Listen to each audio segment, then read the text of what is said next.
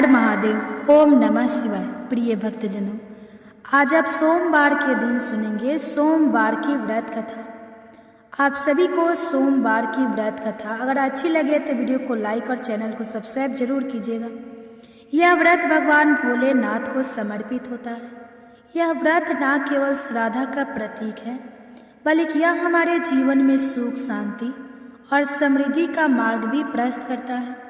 कहा जाता है कि जो भी सच्चे मन से भगवान शिव की आराधना करता है, सोमवार का व्रत करता है और उनकी कथा श्रद्धा से सुनता है, उसके सारे दुख, कष्ट और बाधाएं दूर हो जाती हैं।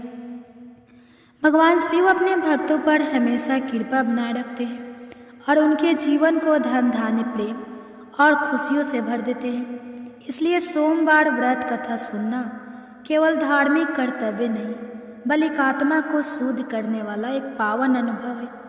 आइए हम सब मिलकर भोलेनाथ की महिमा का गुणगान करें और उनका आशीर्वाद अपने जीवन में प्राप्त करें। तो प्रिय भक्तजनों, कथा को अंत तक अवश्य सुने। भगवान शिव की कृपा प्राप्त करने के लिए कमेंट्स में हर हर महादेव अवश्य लिखें। अब प्रारंभ करते हैं सोमवार व्रत की यह दिव्य कथा। बहुत समय पहले की बात है, एक ऐसे कालखंड की जब देव और मनुष्य के बीच का अंतराल आज जितना गहरा नहीं था। उस युग में काशी नगरी से कुछ दूर एक छोटा सा पर समृद्ध व्यापारी केंद्र था। इसी केंद्र में धर्मदास नामक एक व्यापारी अपनी सूझबूझ, ईमानदारी और परिश्रम के लिए विख्यात था। उसका व्यापार दिनों दिन फलता फूलता था। रेशमी वस्त्रों से लेकर मसालों तक उसके गोदाम हमेशा भरे रहते थे और उसकी दुकान पर ग्राहकों की भीड़ लगी रहती थी। धर्मदास का जीवन सुख शांति से परिपूर्ण था। एक सुंदर घर था, एक धर्मपरायण पत्नी थी और 2 हंसमुख बच्चे थे जो उसकी दुनिया थे। लेकिन इन सबसे बढ़कर धर्मदास की सबसे बड़ी संपत्ति उसकी अटूट आस्था थी। वह भगवान शिव का अनन्य भक्त था। हर सोमवार वह पूरे विधि विधान से व्रत रखता, मंदिर में जाकर शिव जी का अभिषेक करता और दिन भर उपवास के बाद केवल फलाहार ग्रहण करता। उसकी भक्ति दिखावे की नहीं, हृदय की गहराइयों से निकली थी। वह मानता था कि उसके जीवन में जो भी सुख समृद्धि है वह सब महादेव की ही कृपा है। परंतु समय का पहिया कब और कैसे करवट बदलता है यह कोई नहीं जानता। नियति का खेल बड़ा विचित्र होता है। एक दिन अचानक ही धर्मदास के व्यापार का सूरज ढलने लगा। पहले तो वह धीमा धीमा अदृश्य सा बदलाव था। बाजार में मंदी का दौर आया, नए प्रतिस्पर्धी आ गए और उसके पुराने वफादार ग्राहक भी धीरे धीरे कम होने लगे। उसने सोचा यह तो व्यापार का उतार चढ़ाव है, सब ठीक हो जाएगा। उसने और परिश्रम किया, नई नीतियाँ अपनाई, परंतु परिणाम निराशाजनक रहे।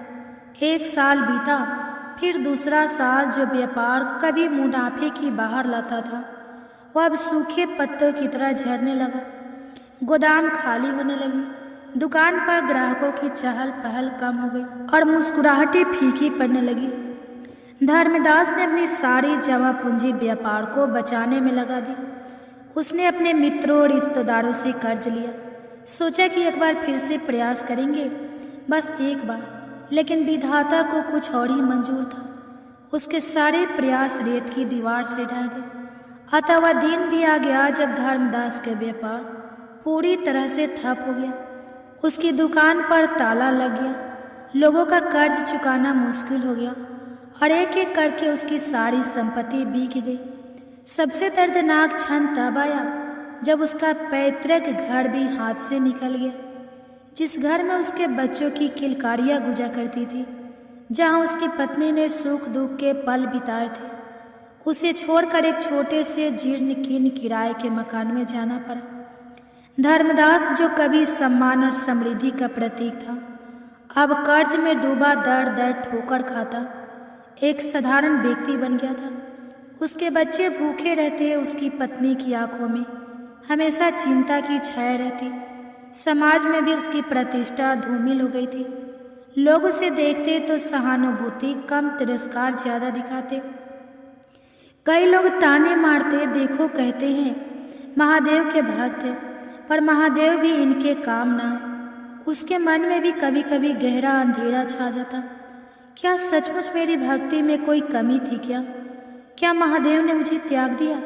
लेकिन नहीं, यह विचार क्षणिक थे। उसके हृदय के किसी कोने में आस्था का एक छोटा सा दीपक अभी टिमटिमा रहा था। अपनी हर विपत्ति के बावजूद धर्मदास ने अपना सोमवार व्रत नहीं छोड़ा।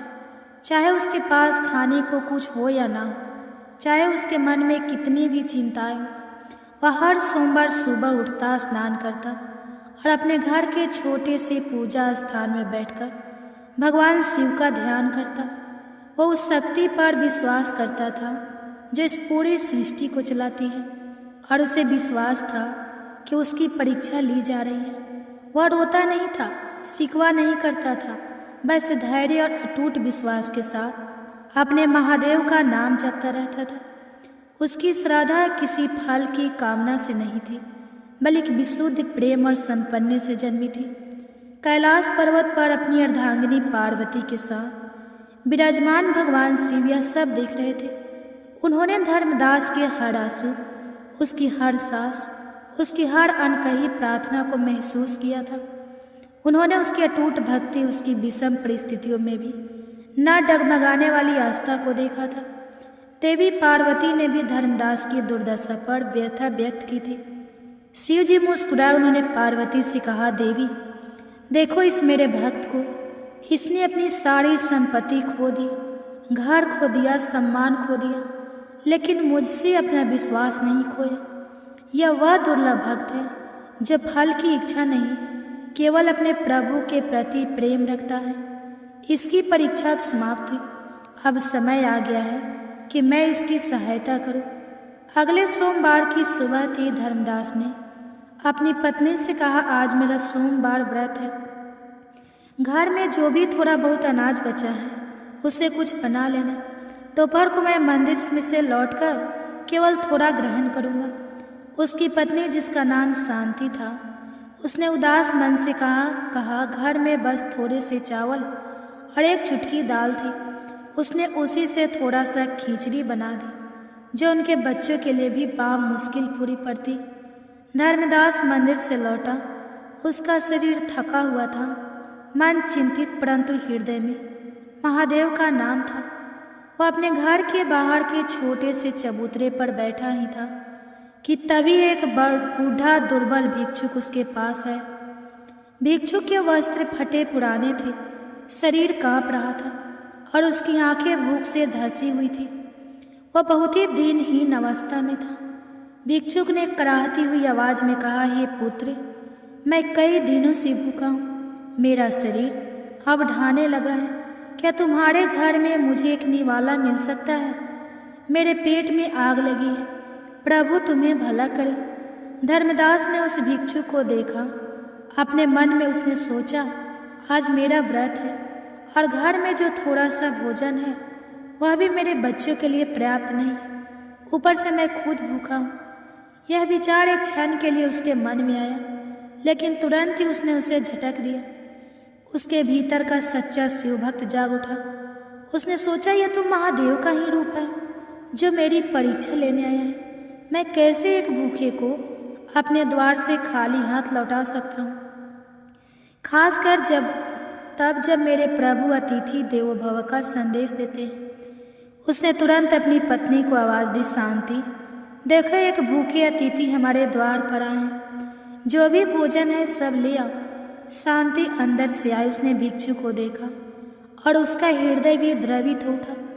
उसने अपने पति से कहा, स्वामी, घर में बस इतनी सी खिचड़ी है जो बच्चों के लिए भी पूरी नहीं पड़ेगी। आप भी भूखे हैं और मेरा मन भी। धर्मदास ने स्नेहपूर्वक उसकी बात काटी नहीं।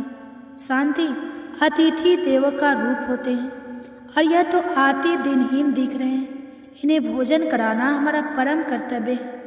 हमें चिंता नहीं करनी चाहिए, महादेव सब देखेंगे। उसने भिक्षु की ओर मुड़कर विनम्रता से कहा, बाबा आइए, भीतर आइए। मेरे पास जो कुछ भी है मैं आपको सहज अर्पित करता हूँ। भिक्षुक धीरे धीरे अंदर आया और चबूतरे पर बैठ गया। शांति ने अंदर से वह थोड़ी सी खिचड़ी एक पत्ते पर रख कर लाई। वह मुश्किल से एक व्यक्ति का पेट भर सकती थी, और वह भी किसी बच्चे का। भिक्षुक ने खिचड़ी को देखा। उसने धर्मदास से पूछा, पुत्र, क्या तुम सचमुच ये सारा भोजन मुझे दे दोगे? क्या तुम खुद नहीं खाओगे? और तुम्हारे बच्चे, मैंने सुना है कि तुम्हारा व्यापार भी ठप हो गया है और तुम खुद भी दिनों से भूखे हो। धर्मदास ने शांत भाव से उत्तर दिया, बाबा, आप सही कह रहे हो। मेरा जीवन अभी कठिनाइयों से भरा है। मेरा व्यापार खत्म हो चुका है, मेरा घर छीन लिया गया है, और आज मेरा सोमवार व्रत है। मेरे बच्चे भी भूखे हैं, परंतु मेरे धर्म ने मुझे सिखाया है कि एक भूखे को भोजन कराना सबसे बड़ा पुण्य है। अगर मैं इस थोड़े से भोजन को आपको नहीं दे पाता तो मेरे व्रत का क्या अर्थ, मेरी भक्ति का क्या मूल्य? महादेव से मैंने कभी कुछ मांगा नहीं, बस उन्हें प्रेम किया है। मुझे विश्वास है कि वह किसी को भूखा नहीं सोने देते। आप इसे ग्रहण करें। भिक्षुक ने फिर प्रश्न किया। उसकी आवाज़ में एक अजीब सी गहराई थी। पुत्र, क्या तुम्हें अपने भाग्य से कोई शिकायत नहीं?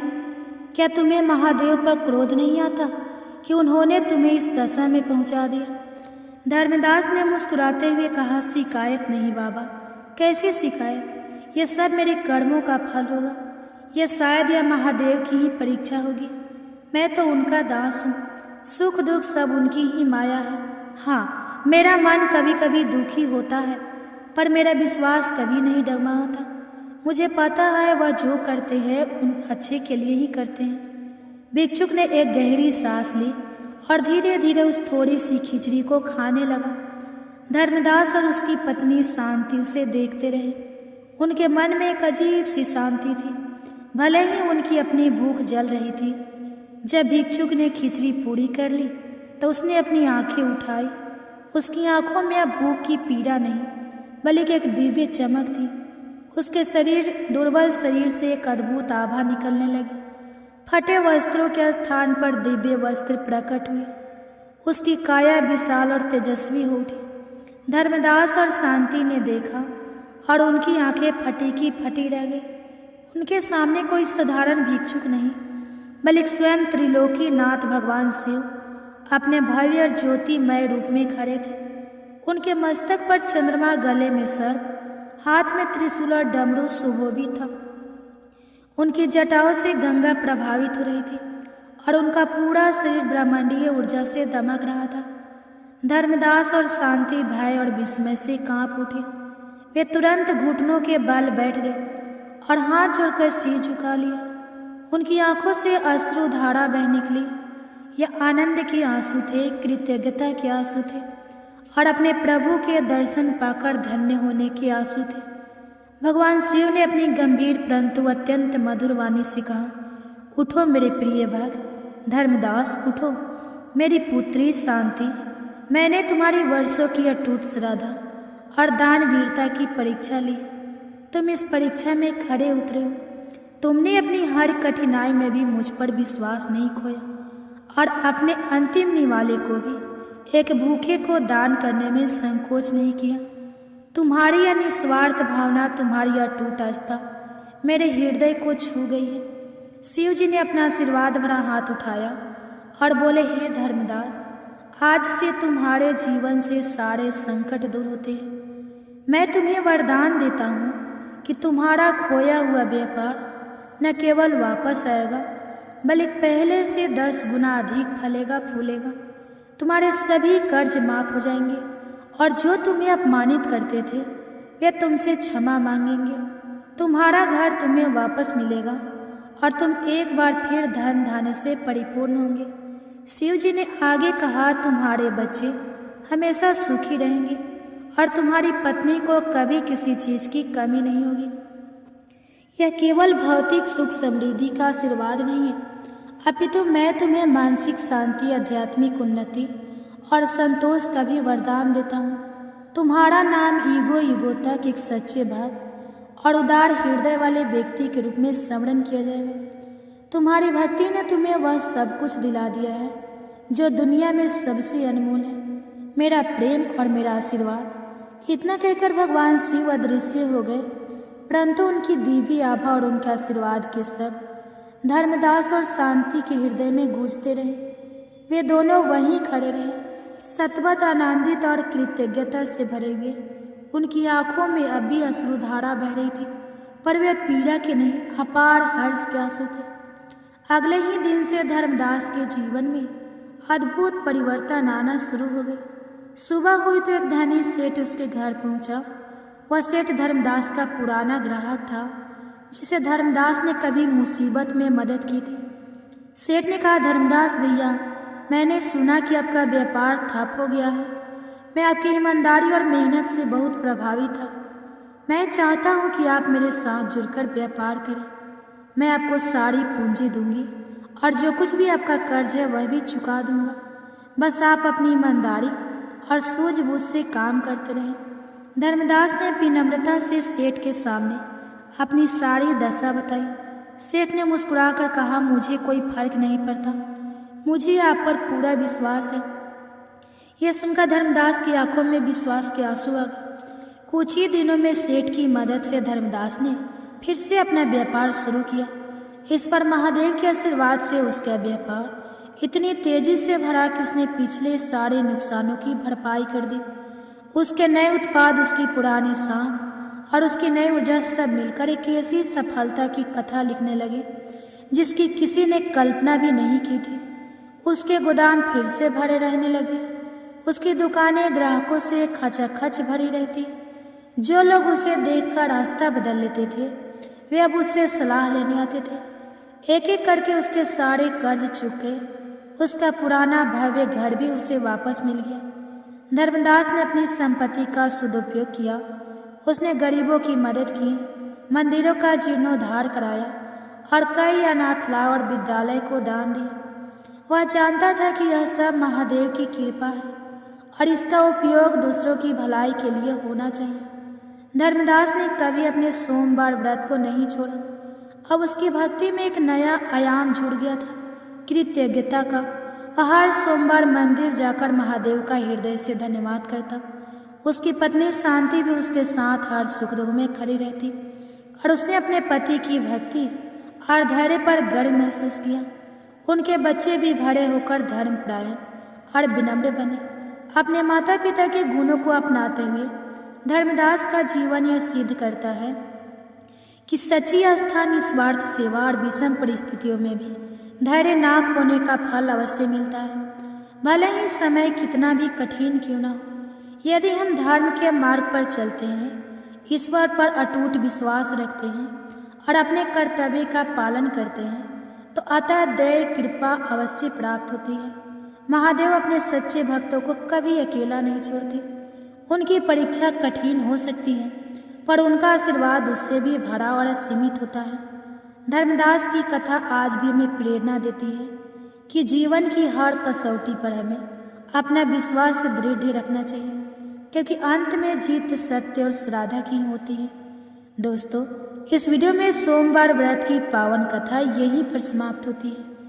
अब कामना करते हैं कि भगवान शिव की कृपा बनी रहे, आपके जीवन में सदैव सुख, शांति, समृद्धि हो और सकारात्मक ऊर्जा का संचार होता रहे। यह विशेष दिन न केवल भक्ति भाव से भर देता है, बल्कि हमारे जीवन में एकता, प्रेम और आस्था का संदेश भी लेकर आता है। सोमवार व्रत की कथा को सुनने के लिए हृदय से धन्यवाद। अब आप सुनेंगे भगवान शिव और माता पार्वती और उनके अनन्य भक्त की एक बहुत ही सुंदर कथा। एक बार भगवान शिव ने अपनी दिव्य शक्ति से एक बड़े कढ़ाई को प्रकट की। कढ़ा जिसमें हम भोजन पकाते हैं और जिसे हम कढ़ाई कहते हैं। तो अब भगवान शिव कढ़ाई को प्रकट करके उसे एक तरफ रखकर ध्यान में मग्न हो गए। इतनी देर में माता पार्वती स्नान करके भगवान शिव के समक्ष आती हैं और आकर उन्होंने क्या देखा कि भगवान शिव के सामने एक बड़ा सा भारी भरकम काढ़ा रखा हुआ है और उसी के सामने भगवान शिव ध्यान मग्न बैठे हुए हैं। अब तो देवी पार्वती बड़े आश्चर्य में पड़ गई। अब वे महादेव के ध्यान से बाहर निकलने की प्रतीक्षा करने लगी। जब महादेव का ध्यान समाप्त हुआ तब देवी पार्वती ने पूछा, हे देव, हे त्रिलोकीनाथ, हे मेरे प्रभु, बड़ा ही आश्चर्य है प्रभु, यह भारी भरकम बड़ा सा कड़ा यह किस लिए लाया गया है? इससे पहले कि माता पार्वती आगे कुछ पूछती, भगवान शिव मुस्कुराते हुए बीच में बोले, देवी हे पार्वती, आप इस कढ़ाई को देखकर इतना आश्चर्य मत कीजिए, क्योंकि आप हर दिन कोई ना कोई प्रश्न लेकर हमारे सामने प्रस्तुत हो जाती हैं, और जब मैं उसका उत्तर देता हूँ और कहानी सुनाकर आपका मन बहलाता हूँ, तभी आपको संतुष्टि होती है। इसलिए देवी, आज हमने इसी का प्रबंध किया है। प्रिय भक्तजनों, चलिए आगे सुनते हैं फिर आगे क्या होता है। जो प्रिय भक्तजनों, इधर बड़े कढ़ाई को देखकर माता पार्वती सोच में पड़ गई और भगवान शिव माता पार्वती को आधी अधूरी बात सुनाकर मुस्कुराकर फिर से ध्यान मग्न हो गए। अब इधर चलिए देखते हैं कि इसके बाद क्या होता है। इधर अनंत ब्रह्मांड में चारों युग, चारों भाई एक साथ बैठकर बात कर रहे होते हैं। चारों एक साथ बैठे थे। अब बातों ही बातों में एक दूसरे से वाद विवाद करने लगे। सब आपस में यही कहने लगे कि हम तुमसे बड़े हैं, हम तुमसे महान हैं। तो कोई कहता है हम तुमसे श्रेष्ठ हैं। अब सभी खुद को एक दूसरे से श्रेष्ठ बताने की कोशिश करने लगे। तब सबसे पहले सतजु कहने लगा कि अरे मूर्खों, तुम सब मुझसे छोटे हो, भला तुम मेरी बराबरी कैसे करने लगे? जब त्रेता युग ने सतजु की यह बात सुनी तो उसने कहा कि तुम सबसे बड़े कैसे हो सकते हो? अरे तुम सब में से बड़ा तो मैं हूँ, मैं ही सर्वश्रेष्ठ हूँ। तुम सब मुझसे भला श्रेष्ठ कैसे हो सकते हो? इतने में ही द्वापर युग भी बोल उठा कि तुम मुझसे श्रेष्ठ कैसे हो सकते हो? अरे तुम सब में से श्रेष्ठ तो मैं हूँ, तुम लोगों का श्रेष्ठ होने का तो कोई सवाल ही नहीं उठता। अब उन सब की बात सुनकर भला कलयुग कैसे चुप रहता? कलयुग भी बीच में बोल उठा, तुम तीन मुझसे श्रेष्ठ बन रहे हो। अरे असलियत तो तुम जानते ही नहीं, असलियत तो यही है कि श्रेष्ठ मैं ही हूँ। इस तरह से अब वाद विवाद करते करते वे चारों युग आपस में ही लड़ाई झगड़ा करने लगे। अब चारों युगों ने मिलकर एक योजना बनाई। वे आपस में कहने लगे कि इस तरह तो वाद विवाद करके कोई फैसला ही नहीं हो पाएगा। हम सब मिलकर क्यों न कैलाश पर्वत पर चले। वे चारों युग आपस में कहने लगे कि इस प्रकार लड़ते रहें तो अच्छा होगा, हम सब मिलकर कैलाश पर्वत पर विराजमान भगवान शिव के पास चलते हैं। अब तो वही हमारा फैसला करेंगे। इस तरह से आपस में समझौता करके चारों युगों ने कैलाश पर्वत की ओर प्रस्थान किया। चलते चलते आखिरकार वे कैलाश पर्वत पर पहुंच गए। वहां पर पहुंचकर चारों युगों ने भगवान शिव को प्रणाम किया। चारों युगों को अपने पास आया देखकर भगवान शिव ने उन सभी का स्वागत करते हुए कहा कि आप सभी का हमारे दरबार में, हमारे कैलाश पर स्वागत है। कहो तुम्हारे आने का क्या कारण है? आप तो स्वयं ही कालचक्र हो, तुम सभी तो स्वयं समय हो। फिर ऐसा क्या कारण हो गया कि आपको हमारे पास आना पड़ा? भगवान शिव के इस प्रकार पूछने पर चारों युगों ने कहा कि हे सृष्टि के रचयिता, हे प्रभु, हे महादेव, हम चारों युगों में विवाद खड़ा हो गया है और हम सब में एक दूसरे से बड़ा होने की बात पर होड़ लग गई है। इसी समस्या का समाधान पाने के लिए हे प्रभु, हम आपके समक्ष पधारे हैं। हम इस समस्या का समाधान खुद से करने में असमर्थ थे, इसलिए प्रभु अब तो आप ही हमारी इस समस्या का कोई समाधान ढूंढिए। आप ही हमारा फैसला कीजिए, आप हमारा न्याय कीजिए और बताएं प्रभु कि हम चारों युगों में आखिरकार सबसे बड़ा कौन है? हम चारों में से सबसे श्रेष्ठ कौन है? चारों युगों की इस बात सुनकर भगवान शिव कहने लगे कि इसका फैसला तो तब होगा जब आप चारों अपने अपने बारे में बताएंगे कि किन किन गुणों के कारण आप खुद को बड़ा बता रहे हो। तब शिव जी ने कहा, हे सतयुग, पहले तुम ही बताओ कि तुम कैसे श्रेष्ठ हो गए। तब सतयुग ने कहा, प्रभु देखिए, मेरी आयु सबसे ज़्यादा है, मैं 70 लाख वर्ष का हूँ और अन्य युग मुझसे 70 लाख वर्ष छोटे हैं, इसलिए मैं इन सभी से लंबी आयु का हूँ। सतयुग की बात सुनते ही अब कलयुग बोल उठा कि प्रभु, व्यक्ति कभी भी आयु से बड़ा नहीं होता, व्यक्ति के गुणों से बड़ा होता है। अब देखिए, भगवान शिव ने कलयुग की इस दलील को मान लिया और सतयुग से कहा, हे सतयुग, तुम इस तरह आयु में बड़े होने से तो बड़े नहीं हो सकते। भगवान शिव की यह बात सुनकर सतयुग ने कहा, प्रभु, मेरे युग में जो भी व्यक्ति हुए हैं वह तो बड़े ही बलवान हुए हैं, बहुत ही पराक्रमी थे, वह पृथ्वी तक को उठा ले जाए, ऐसे पराक्रमी और बलराम बलवान थे। और जब मेरा राज्य था तब उसमें भगवान श्री हरि विष्णु ने भी कई अवतार धारण किए थे। वराह अवतार भी मेरे ही काल में हुआ था, नरसिंह अवतार भी मेरे ही युग में हुआ था, यहाँ तक कि प्रभु मत्स्य अवतार भी तो मेरे ही युग में हुआ था। सतयुग को अपने बारे में इस तरह बढ़ाई करते देखकर त्रेता युग बोल उठा, नहीं नहीं, प्रभु श्री हरि विष्णु के अवतार लेने से सतयुग बड़ा भरा कैसे हो सकता है। प्रभु मर्यादा पुरुषोत्तम भगवान श्री रामचंद्र जी का अवतार तो मेरे ही युग में हुआ था। उन्होंने संसार को मर्यादा और धर्म पालन सिखाया। रावण जैसे महापंडित और कुंभकर्ण जैसे महान बलवान भी तो मेरे ही शासन काल में हुए थे। प्रभु, इस तरह सतयुग मुझसे बड़ा नहीं हो सकता, फिर इन सब में से तो बड़ा मैं ही हुआ। बस फिर क्या था। जब यह बातें द्वापर ने सुनी तो द्वापर युग महादेव से बोल उठा, हे महादेव, हे प्रभु, यह दोनों बड़े बन रहे हैं, किंतु यह दोनों बड़े कैसे हो सकते हैं। आप देखिए ना प्रभु, आप तो जानते ही हैं, जब मेरा शासन काल आया तो मेरे ही तो शासन काल में भगवान श्री कृष्ण ने अवतार लिया था और जो 16 कलाओं से संपन्न थे, परिपूर्ण थे, पर ब्रह्मा थे, उन्होंने ऐसा विराट रूप दिखाया जो कभी स्वयं भगवान विष्णु ने भी नहीं दिखाया था। इसलिए हे प्रभु, हे भोलेनाथ, यह दोनों युद्धाओं की बात करते हैं तो मेरे शासन काल में भी बड़े बड़े योद्धा द्रोणाचार्य, कर्ण, भीष्म, पितामह, युधिष्ठिर, अर्जुन, भीम, नकुल, सहदेव, कंस आदि ये भी तो मेरे ही शासन काल में हुए थे। प्रभु, यहाँ तक कि बलराम जी भी मेरे ही शासन काल में तो हुए थे। अब बताइए प्रभु, मेरे शासन काल में कौन सा योद्धा भला इन योद्धाओं से कम था। इन सबसे तो श्रेष्ठ मैं ही हूँ। तब तक कलयुग भी बोल उठा कि प्रभु, मैं इनकी बातें सही मानता हूँ, लेकिन इन तीनों के शासन काल में जो भी योद्धा हुए थे, जो भी अवतार हुए थे, उनमें कई काम चोरियाँ पाई गई थी, और जिनके शासन काल में काम चोरी वाले मनुष्य होते हैं वे भला श्रेष्ठ कैसे हो सकते हैं। कलयुग कहने लगा, नहीं भगवान, मेरा शासन काल सबसे अच्छा है, क्योंकि मेरा शासन काल तो अच्छी अच्छी और नई नई तकनीकों से परिपूर्ण है। मेरा युग मशीनों का युग है, इसलिए मेरा शासन काल सबसे श्रेष्ठ है।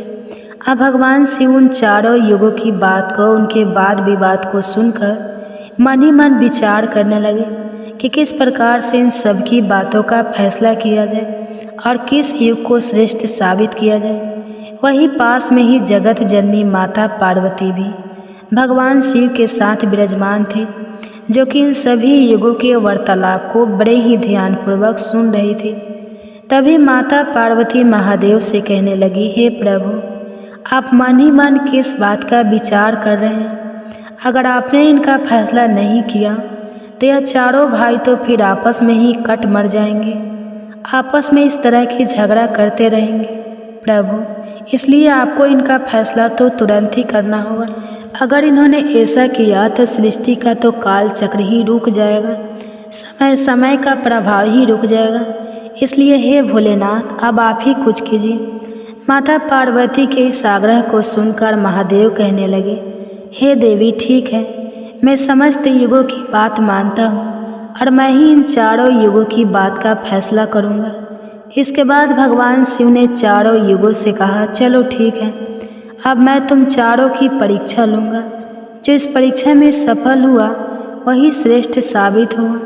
सतयुग बोल उठा, हे भगवान, आप जो चाहे हमारी परीक्षा ले सकते हैं, लेकिन सत्य तो यही है प्रभु कि सबसे बड़ा तो मैं ही रहूँगा। भगवान शिव की बात मानकर आखिरकार चारों युग परीक्षा देने के लिए तैयार हो गए।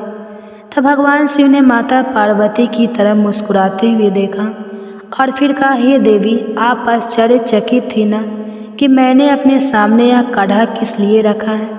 तो अब इस कढ़ाई का समय आ गया है। आपने मुझसे प्रश्न किया था कि यह कढ़ाई मैंने किस लिए रखा है और यह फरसा किस उद्देश्य के लिए है। तब क्या था, भगवान शिव ने देखते ही देखते लोहे के फरसे को कैलाश पर्वत के नीचे एक तलहटी में रख दिया और फिर उस कढ़ाई परसे के पास में ही चावल का एक ढेर भी लगा दिया। फिर भगवान शिव ने चारों युगों को बुलाया और कहा कि तुम चारों ही देख रहे हो ना, इसी से तुम चारों की अभी परीक्षा हो जाएगी।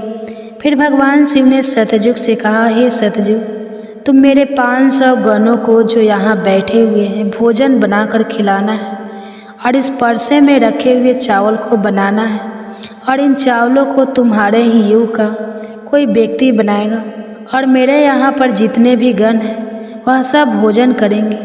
इसके बाद भगवान शिव ने आगे कहा, सतयुग, अब तुम्हारे ही युग का कोई व्यक्ति बनाओ और उसे यहाँ भोजन बनाने के लिए भेज दो। तब तक हम सभी लोग यहाँ खड़े होकर देख रहे हैं। भगवान शिव की बात जब सतयुग ने सुनी तो उसने ही बड़ा बलवान योद्धा बनाया।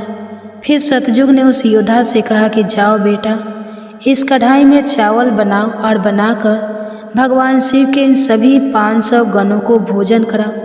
अपने स्वामी की बात सुनकर वह सतयुग का व्यक्ति वहाँ आकर के देखता है जो हजारों टन से भी ज़्यादा का कड़ा है। उसने वहाँ पर एक चूल्हा तैयार किया और उस चूल्हे पर उस कढ़ाई को रखकर लकड़ियों की व्यवस्था की, आग जलाई और उस कढ़ाई में पानी डाला, फिर चावल डाले और जब चावल बनकर तैयार हो गए तब उसने भगवान शिव के सभी गणों को एक पंक्तियाँ में बैठा दिया और उन सभी को उसने भोजन कराया। सभी गुणों को भोजन कराने के बाद वह बलवान योद्धा अपने स्वामी सतयुग के पास वापस आया और उसे प्रणाम किया। तो सतयुग ने शाबाशी से उसकी पीठ थपथपाई और कहा कि आज तुमने मेरी लाज रख ली, अब तुम यहाँ से जा सकते हो। इसके बाद भगवान शिव ने त्रेता युग से कहा कि त्रेता, अब तुम अपने युग के कोई व्यक्ति को भेजो और यह जो कढ़ा रखा हुआ है इनमें चावल बनाकर मेरे सभी गणों को खिलाओ। त्रेता ने सुना तो कहने लगा कि ठीक है प्रभु, जैसी आपकी आज्ञा।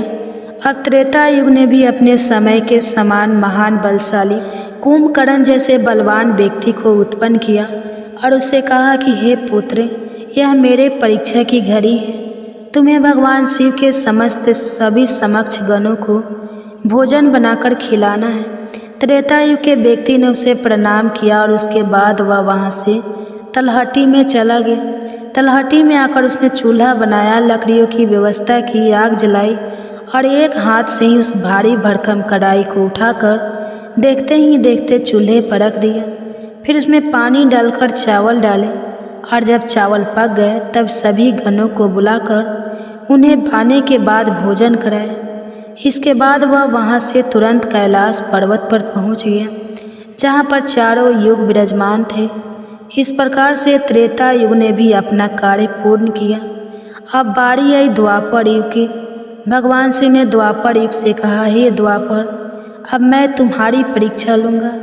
जिस प्रकार से सतयुग और त्रेता युग ने परीक्षा दी है ठीक इसी प्रकार से तुम्हें भी यह परीक्षा देनी होगी। यह सुनकर द्वापर युग ने बलशाली भीम के समान एक व्यक्ति को उत्पन्न किया और उसे आदेश दिया कि हे पुत्र, यह मेरे परीक्षा की घड़ी है, तुम्हें मेरी लाज रखनी है। अब तुम जाओ और बड़े से कढ़ाई में चावल बनाकर भगवान शिव के सभी गणों को भोजन कराओ और मेरी लाज बचाओ। यह सुनकर द्वापर युग के व्यक्ति ने अपने स्वामी को प्रणाम किया और वहाँ से तलहटी में चल पड़ा।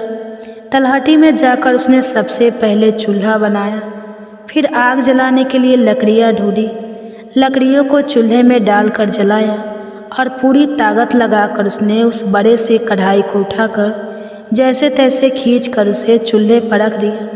वह तो द्वापर युग का व्यक्ति था तो उसे थोड़ा ज़्यादा जोर लगाना पड़ा और बड़ी मुश्किल से वह कढ़ाई को उठा पाया। इस प्रकार से द्वापर युग के व्यक्ति ने भी चावल तैयार किए और भगवान के सभी गणों को भोजन कराकर वह फिर अपने स्वामी के पास वापस आया। उसके स्वामी द्वापर युग ने उसकी पीठ थपथपाई और उसे वहाँ से विदा किया। अब बारी आती है कलयुग की। तब भगवान शिव कहते हैं, हे कलयुग, अब तुम्हारी बारी है। तुम उस कढ़ाई का वजन देख रहे हो ना, उसका वजन कम नहीं होगा, उसका वजन उतना ही रहेगा, हजारों टन का। लेकिन अब तुम्हें परीक्षा देनी है।